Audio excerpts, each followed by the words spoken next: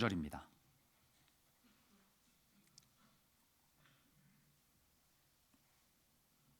시편 116편 12절부터 19절 말씀 한 절씩 교독하시겠습니다. 내게 주신 모든 은혜를 내가 여호와께 무엇으로 보답할까? 여호와의 모든 백성 앞에서 나는 나의 서원을 여호와께 갚으리로다.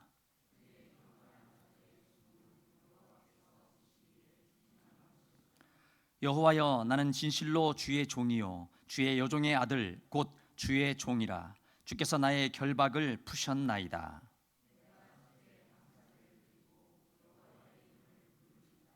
내가 여호와께 서원한 것을 그의 모든 백성이 보는 앞에서 내가 지키리로다. 예루살렘아, 내 한가운데에서 곧 여호와의 성전 뜰에서 지키리로다. 할렐루야. 아멘. 아멘. 오늘 또 거룩한 또 예배를 하나님께 드리기 위해서 이 자리에 찾아 나오신 여러분 한 분 한 분을 주님의 이름으로 사랑하고 축복합니다. 옆에 분과 함께 인사 나누시기 바랍니다. 우리 예수 잘 믿고 함께 꼭 천국 갑시다.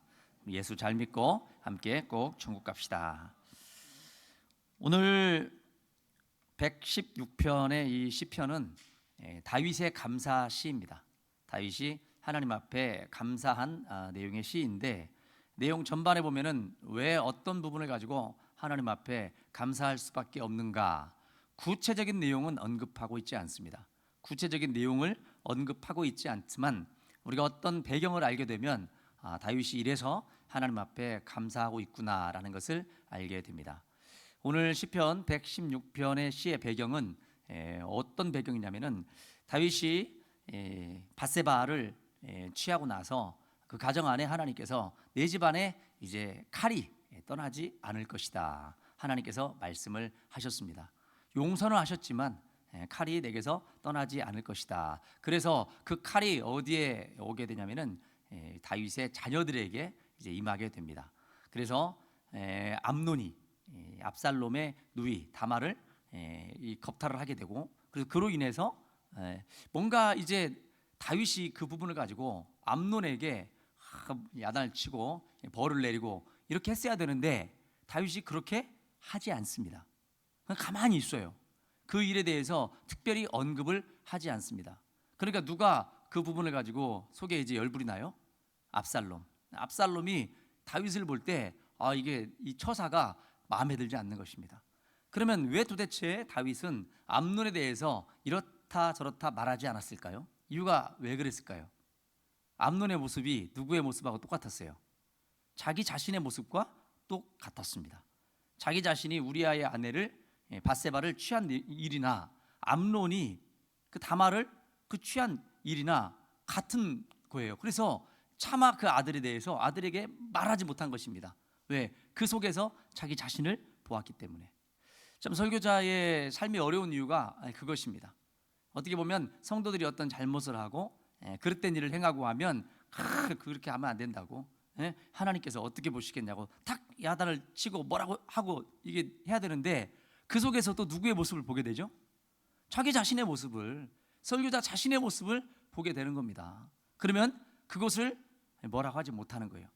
근데 그렇게 하지 않고 넘어가게 되면 결국은 어떤 일이 벌어지느냐, 더 큰 일이 벌어진다는 겁니다.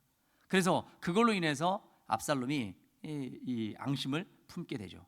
그래서 결국은 압살롬이 처음에는 다윗도 다 그냥 어떻게 보면 아버지이지만 그 처사가 마음에 안 들어서 다윗도 다 죽일 계획을 세웠었습니다. 그런데 나중에 다윗이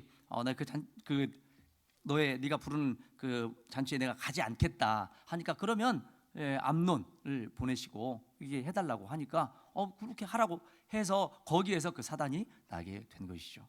그래서 결국은 압살롬이 결국은 외갓집으로 이제 도망을 가버리게 되죠. 그러다가 나중에 또 요압의 중재위에서 압살롬이 다시 찾아왔다가 결국은 압살롬이 마음 안에 품은 그 칼을 내려놓지 않습니다. 그래서 어떻게 합니까? 사람들의 마음을 다 자기에게로 돌리는 거예요. 아버지에게 다 가야 될 그 사람들의 어떤 요청이라든가 모든 것들을 우리 아버지 바빠서 못 해준다고, 내가 다 해주겠다고 해서 중간에 백성들의 마음을 다 가로챕니다. 근데 사람들의 마음이 압살롬이 잘생기기도 하고 또 마음도 친절하고 다 하니까 그냥 굳이 우리가 다윗에게 갈 필요 없겠다, 여기서 다 해결이 된다 하니까 사람들이 압살롬이 딱 볼 때 이제 사람들이 나에게 다 마음을 주고 있구나. 그래서 결국은 반역을 꾀하게 됩니다. 그 반역을 꾀할 때에 우리아의 아내인 밧세바의 할아버지인 아히도벨을 또 끌어들이게 되고, 결국은 그 세력들이 다 이게 크게 되니까 그래서 반역을 일으키게 된 겁니다. 그 상황을 다윗은 까마득히 모르고 있다가 그 상황이 딱 이제 불이 났을 때야 알게 되는 것입니다. 여러분, 죄라는 것은 참 그렇게 무섭습니다. 한번 자기가 죄에 딱 빠져버리고 거기에 또 있다 보면은 어떤 일들이 일어나는 건 시야가 좁아져 가지고 그걸 못 보게 되는 경우가 있어요.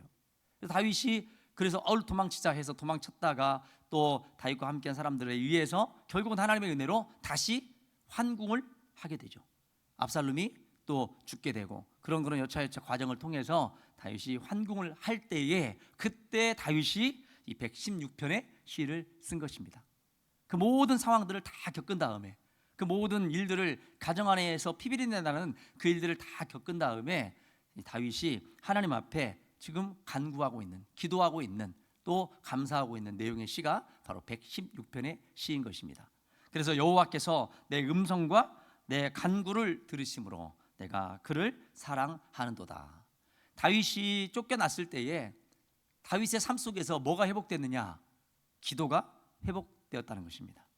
압살롬의 그 반역 때문에 결국은 다윗이 하나님을 다시 찾게 되었다는 거예요. 어떻게? 간절히 하나님을 찾게 되었습니다. 하나님만이 이 상황을 회복시킬 수 있는 분이신 것을 믿고 하나님 앞에 간절히 구하게 된 거예요. 그때 하나님께서 내 기도를 들으셨다는 것입니다.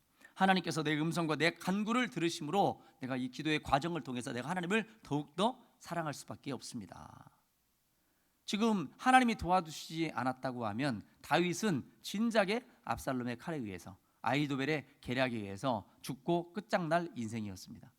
그런데 하나님께 간구하면서 무릎을 꿇고 하나님 앞에 머리 숙여서 간구하는 그 과정을 통해서 하나님께서 다시 그를 일으켜 세워 주셨다는 겁니다. 여러분, 그래서 사무엘이 사울의 죄를 인해서 새로운 왕을 하나님께서 찾으실 때에 그때 하나님께서 그에게 무슨 말씀하셨습니까? 내 마음에 맞는 사람을 내가 이미 예비해 두었다. 그게 바로 다윗이었습니다. 그러니까 하나님께서는 그 다윗의 성정, 다윗의 그 마음을 다 알고 계셨던 거죠. 어려움이 왔을 때, 힘든 상황을 만났을 때 다윗은 내 앞에 무릎을 꿇는 자이라는 것입니다. 그것을 언제 보았을까요? 다윗이 자기 집안에서도 어떻게 보면 외면당하고 아버지께도 별로 사랑받지 못하고 그 형제들에게도 별로 인정받지 못하는 그 외딴 곳에서 양을 치고 있는 그 상황에서, 그 나무 밑에서 또 양들과 함께 거하면서 하나님을 찾았던, 또 하나님께 또 노래하고 그렇게 했던 다윗의 모습을 하나님이 보셨다는 것입니다. 그래서 높은 자리에 있을 때나 낮은 자리에 있을 때나 저 다윗은 항상 누구를 찾는, 하나님을 찾는 자이라는 것을 하나님이 알고 계셨다는 거죠. 그래서 내 마음에 맞는 사람이라는 거예요. 다윗의 마음은 하나님께서 원하시는 그 모습을 갖고 있었다는 것입니다. 그 모습이 어떤 모습이에요? 무릎을 꿇는 모습입니다. 무릎을 꿇는 모습이 어떤 모습이에요? 하나님 앞에 겸손하게 낮아져서 간구하는, 기도하는 그 모습이었다는 거예요. 하나님 다윗의 그 기도를 사랑하셨습니다. 다윗이 하나님 앞에 그렇게 머리 숙여서 늘 기도하는 그 모습이 하나님을 기쁘시게 하고 흡족하게 했다는 거예요. 그러니까 이 고난의 과정을 통해서 다윗이 무엇이 회복이 됐어요? 기도가 회복이 됐습니다. 압살롬에 의해서 죽을 고비를 딱 겪게 되는 그 과정을 통해서 하나님께서 다윗에게 회복시켜 주시기를 원하셨던, 다윗이 회복하기를 원하셨던 그 기도의 모습이, 기도가 다윗에게서 회복이 되었다는 거예요. 그래서 하나님께서 그 모습을 보시고 그 모든 상황을 정리하시고 다시금 환궁할 수 있는 은혜를 베풀어 주셨다는 겁니다. 그래서 그 1절 안에 그 고백을 담고 있는 거예요. 하나님께서 내 음성과 내 간구를 다시 들어주셨습니다. 여러분, 죄가 있으면 하나님께 나아가지 않습니다. 죄가 있는 자들은 더 하나님께 기도하고 더 간구해야 되잖아요. 그런데 그 죄가 하나님과의 그 사이를 막아버려요. 그래서 기도해야 되는데, 그리고 목사가 기도해야 됩니다 하면 이 말이 기분 좋게 안 들리는 거예요. 내가 기도 안 하니까 지금 기도하라고 나를 막 다그치는구나. 이렇게 들린다는 것입니다. 이 시험거리로 들리는 거예요. 여러분, 기도하라고 말하는 게 좋은 거예요, 안 좋은 거예요? 좋은 거잖아요. 여러분, 열심히 기도합시다. 열심히 예배합시다. 열심히 하나님을 섬깁시다. 열심히 헌신합시다. 이게 다 좋은 말들이잖아요. 그런데 내가 죄 가운데 딱 있으면요, 그 모든 좋은 말들이 다 어떻게 들려요? 나를 치는 말씀으로 들리게 된다는 것입니다. 내가 기도 안 했다고 저렇게 하는구나. 내가 예배 한번 빠졌다고 목사님이 저렇게 나를 이렇게 또 다그치는구나. 내가 뭐 하지 않았다고 이렇게 들리는 것입니다. 다윗에게서 하나님께서 회복하기를 원하셨던 것은 바로 겸손하게 하나님 앞에 기도하는 그런 모습이었어요. 여러분, 하나님께서 왜 다윗을 그렇게 낮추셨습니까? 이유가 있어요. 은혜를 베풀어 주시려고. 은혜 베풀어 주시려고 낮추시는 거예요. 하나님께서 우리를 왜 낮추십니까? 어떤 상황을 통해서 왜 우리를 낮은 자리로 이끄십니까? 은혜를 베풀어 주고 싶다는 거예요. 하나님께서 그 전능하신 능력을, 하나님의 그 한없는 그 사랑을 우리에게 베풀어 주시기를 원하셔서 하나님께서 우리를 낮추시는 거예요. 근데 그 은혜가 임하려면 다윗처럼 하나님 앞에 그 자리에서 뭐하는, 기도하는, 간구하는 인생이 되어야 은혜가 임하게 되는 것입니다. 여러분, 우리 삶 가운데 고난이 없으면, 어려움이 없으면 뭐해지기 쉬우냐? 하나님과의 관계가 멀어지기 쉽습니다. 내 모든 일들이 잘 되고 내가 모든 일이 형통하고 하잖아요. 그러면 자연스럽게 하나님께로부터 멀어집니다. 모든 그 바쁜 일들에 또 마음이 온통 쏠려가지고, 그것이 때로는 물질일 수 있고, 그것이 때로는 직장일 수 있고, 그것이 때로는 여러분이 경영하는 사업이 될 수도 있고, 고난이 없으면 하나님과 관계가 멀어져요. 그러나 고난이 있으면 어떻게 돼요? 그 어려움 때문에, 그 고난 때문에 하나님을 찾게 된다는 것입니다. 그래서 하나님께서 모세를 통해서 신명기 8장에 그런 말씀하셨습니다. 왜 하나님께서 너희로 하여금 광야의 길을 걷게 하셨느냐? 그 이유는 바로 하나님께서 주시는 만나, 하나님께서 주시는 이 말씀, 하나님께서 베풀어 주신 그 은혜가 없으면 너희들은 도저히 살 수 없는 존재라는 것을 하나님께서 깨닫게 하시려고 너희로 하여금 그 40년의 광야의 길을 걷게 하셨다, 이렇게 말씀을 하십니다. 여러분, 광야와 같은 지금 세상길 주신 이유가 뭐예요? 하나님께서 여러분을 어렵게 하려고 그런 길을 주신 게 아니고 은혜 주시길 원하신다는 거예요. 은혜 베풀어 주시기를 원하신다는 겁니다. 그래서 여러분을 낮은 자리로, 겸손의 자리로 이끄신다는 거예요. 히브리어 말씀에 복이라고 하는 단어가 있거든요. 그 복이라는 단어가 뿌라카라고 하는 단어인데, 그 단어의 원래 뜻이 어떤 뜻이냐? 무릎을 꿇다라는 뜻입니다. 무릎을 꿇다. 여러분, 우리가 어떤 목사로 하여금 어떤 복을 빌어주는 기도를 받을 때 여러분이 어떻게 자세를 취하죠? 무릎을 다 꿇고 머리를 내밀고 내게 복을 빌어주세요, 기도해 주세요, 그 뜻입니다. 복이라고 하는 단어가 무릎을 꿇다로 되어 있어요. 하나님께 뭔가 복을 내가 받으려면 그 하나님 앞에 뭐 할 때, 내가 무릎을 꿇을 때 그 복이 내게 임한다는 것입니다. 그 자세로 내가 잘못했는데도 불구하고 내가 떳떳합니다. 하나님 앞에 이 복 못 받는 인생이라는 거예요. 그런데 하나님 앞에 무릎을 꿇으면서 하나님, 연약한 저에게 복을 베풀어 주세요, 은혜를 베풀어 주세요. 그게 복이라는 단어 가운데 들어있어요. 여러분이 추구하는 복은 무엇입니까? 여러분이 하나님 앞에 구하는 복은 뭐예요? 오늘 시편 116편에는 다윗의 복이 기록되어 있잖아요. 다윗이 그 어려움의 과정을 통해서 결국은 누구 앞에 무릎을 꿇었어요? 하나님 앞에 무릎을 꿇었지 않습니까? 그러니까 하나님께서 회복의 은혜, 그 복을 베풀어 주신 거예요. 여러분, 하나님께 복을 받고 싶으면, 여러분 지금의 문제에서, 지금의 어려움에서 해결되고 싶으시면 하나님 앞에 뭐 하면 돼요? 무릎을 꿇으면 되는 것입니다. 그러면 하나님께서 건져주시는 복이 임하는 거예요. 히브리서의 복이 바로 그 히브리의 복이라고 하는 그 단어가 그 뜻을 갖고 있습니다. 결국 그 뜻은 또 겸손과 통하는 거예요. 하나님께서는 겸손한 자에게 은혜를 베풀어 주시고 교만한 자는 하나님이 물리치시느니라. 그 말이 그것입니다. 겸손한 자에게는 하나님께서 은혜, 그 복을 베풀어 주시지만 교만한 자는 하나님께서 저리 가라고 물리쳐 버리신다는 거예요. 그렇게 하나님을 체험하고 나니까, 그 하나님의 복을 회복시켜 주신 은혜를 체험하고 나니까 다윗이 하나님을 더욱 뭐 할 수밖에 없다? 사랑할 수밖에 없게 되었습니다. 1절의 말씀이 그 고백입니다. 여호와께서 내 음성과 내 간구를 들으심으로 내가 그를 사랑하는도다. 그 얘기를 내게 기울이셨으므로 내가 평생에 이제 기도하겠습니다. 내가 기도할 때 하나님이 내 음성을 들으신다는 걸 내가 알았으니까 하나님, 내가 평생 않도록 기도하겠습니다. 여러분, 구약에 보면 악한 자들도 기도의 능력을 알고 있었습니다. 여로보암 같은 경우에도 자기 아들 아비야가 병들었을 때 자기 아내를 변장시켜 가지고 아히야 선지자에게 보내면서 이 병이 낫겠는가 한번 물어보고 한번 가서 한번 물어보고 기도를 좀 받고 와라. 여러분, 여로보암이라고 하는 그 악한 왕도 이 하나님의 사람의 기도가, 또 하나님이 부르신 종들의 기도가 얼마나 강하고 능력이 있다는 것을 알았어요.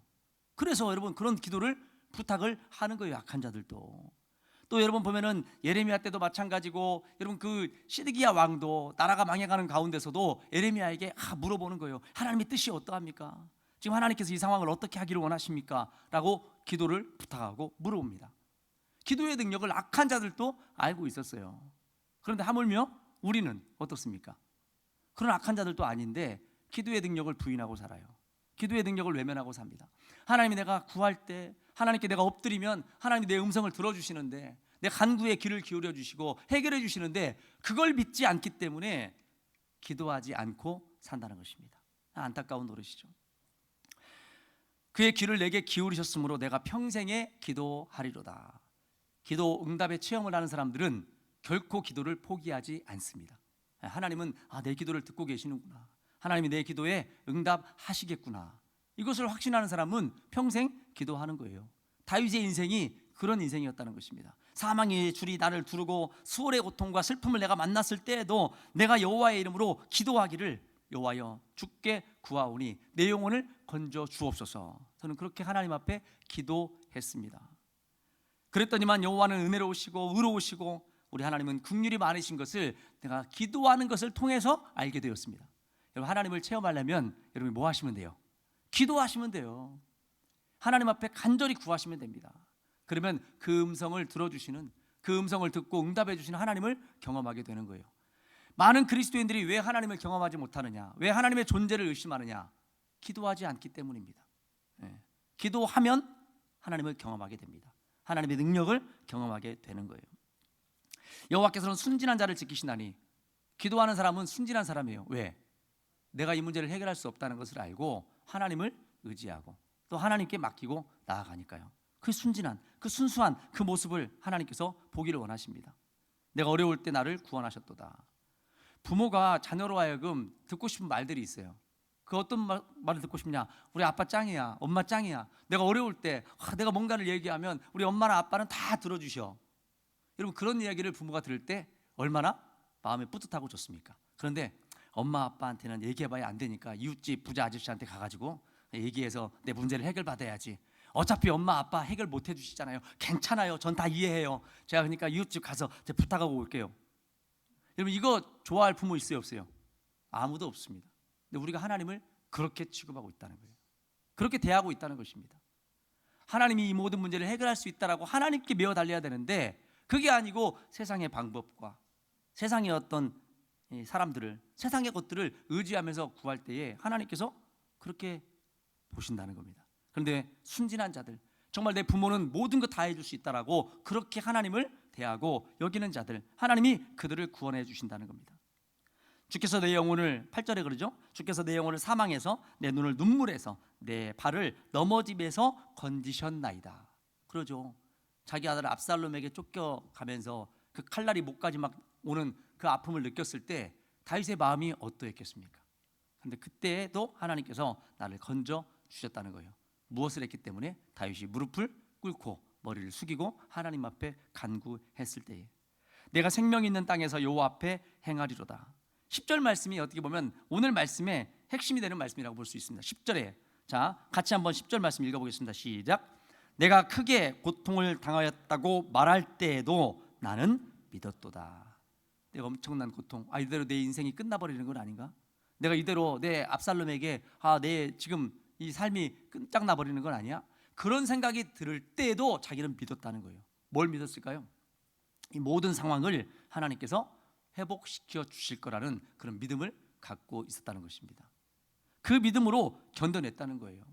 그 믿음으로 그 상황을 이겨냈다는 것입니다. 결국 이것이 무슨 신앙입니까? 결국 부활신앙이 바로 그 신앙입니다. 내가 죽었으나 다시 살아난다는 거예요. 내가 죽은 것이 아니고 다시 살아나는 그런 소망 가운데 나는 살겠습니다. 여러분, 이 말씀을, 이 그대로를 누가 인용을 했느냐? 사도 바울이 인용을 합니다.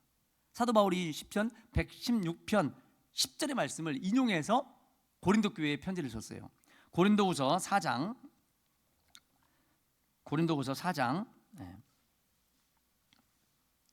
13절 말씀입니다. 고린도후서 4장 13절 말씀에 이렇게 기록이 되어 있어요. 기록된 바 내가 믿었으므로 말하였다 한 것 같이 우리가 같은 믿음의 마음을 가졌으니 우리도 믿었으므로 또한 말하노라. 지금 이게 시편 116편 10절 말씀을 인용해서 말한 거거든요. 다윗이 그런 믿음으로 그 상황에서 이겨내지 않았느냐? 그런 믿음으로 다윗이 그 상황을 견뎌내지 않았느냐? 우리도 그와 똑같은 믿음을 가지고 있다. 하나님께서 우리에게도 똑같은 믿음을 주셨고 요구하고 계신다. 그런데 그 믿음이 있는 자리에 뭐가 있었어요? 그 믿음이 있는 자리에 고난이 있었다는 겁니다. 그래서 고린도후서 4장 8절 이하에 보면 우리가 사방으로 우겨쌈을 당하여도 쌓이지 아니하고 답답한 일을 당하여도 낙심하지 아니하며 박해를 받아도 버림받지 아니하며 거꾸로 뜸을 당하여도 망하지 아니하고. 고난이죠. 다 그 고난 가운데 있었지만 아주 엎드러지지 아니했다는 것입니다.